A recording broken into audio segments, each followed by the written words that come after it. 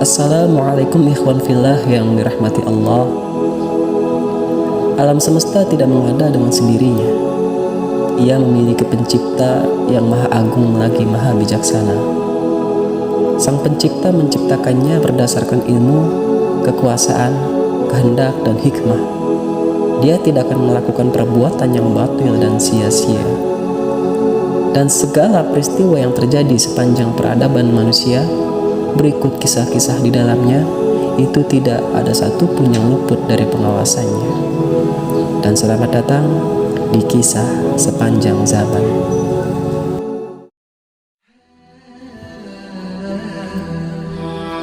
Sahabat billah yang dirahmati Allah,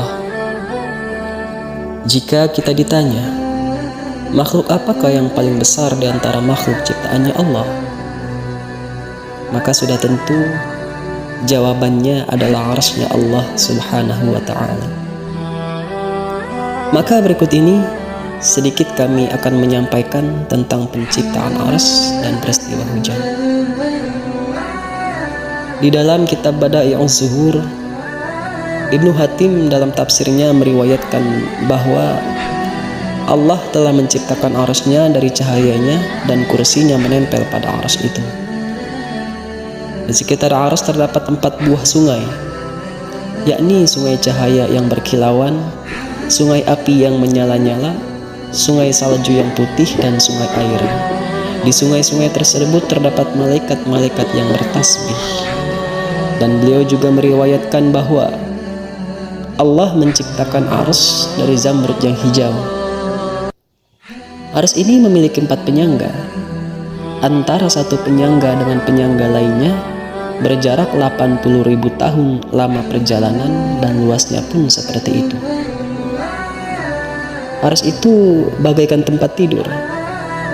Penyangga-penyangganya dipikul oleh 8 malaikat, dan kalau diibaratkan, arsy itu seperti kubah bagi malaikat dan alam semesta.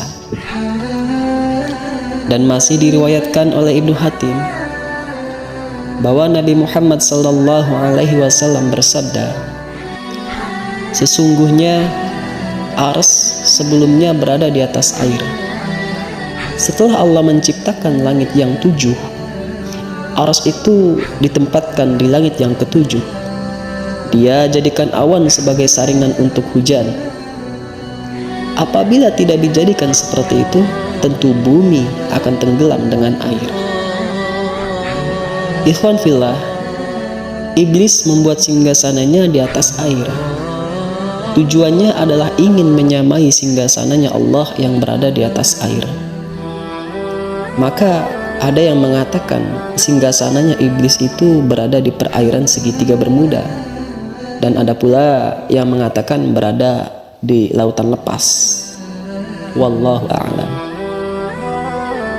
Ikrimah mengatakan, sesungguhnya Allah menurunkan tetesan hujan dari langit sebesar unta. Dan seandainya tidak ada awan dan angin yang memecah-mecahnya, tentu tanaman-tanaman dan binatang yang terkena hujan itu akan rusak. Bayangkan ikhwan fillah, seandainya tetesan hujan yang jatuh ke bumi itu sebesar unta, maka sudah barang tentu satu tetesan yang jatuh ke bumi saja itu bisa menghancurkan rumah dan bangunan-bangunan lainnya, apalagi ribuan bahkan jutaan tetesan.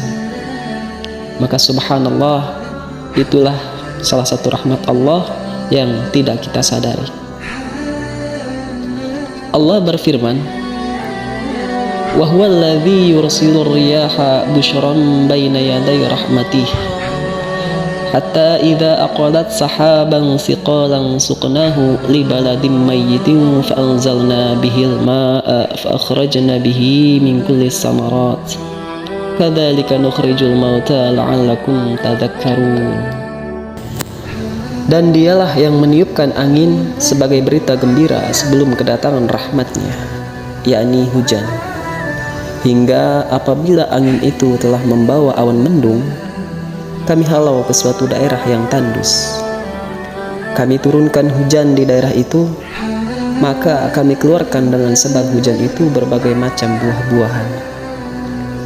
Seperti itulah kami membangkitkan orang-orang yang telah mati. Mudah-mudahan kamu mengambil pelajaran.